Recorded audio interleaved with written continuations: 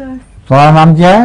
Kidney बाजी हैं? Kidney बाजी। हाँ किडनी किडनी बाजी। हाँ हुजूर एक क्या सौर बाजी है, किडनी बाजी है। और हुजूर सलमा क्या कहाँ है आज? आज नहीं है। अच्छा उसका इम्तिहान था। हाँ हाँ। क्या दुनिया के इल्म में साइकोलॉजी की कोई जगह है? किसकी जगह? साइकोलॉजी की जगह कहाँ होनी है साइकोलॉजी की? मुझे समझ नहीं आई सवाल की। साइकोलॉजी की जगह कहाँ होगी?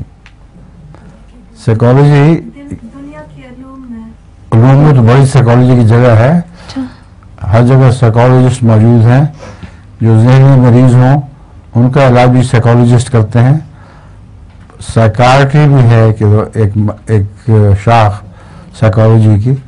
तो साइकोलॉजी की जो जगह है इल्म में, मगर ये मुझे समझ नहीं तो मैं सवाल क्यों किया है? सर ये साइकोलॉजी पढ़ रही है। अच्छा अम्मी कहती है कि ना करो, फिजूल है। ठीक कहती हैं।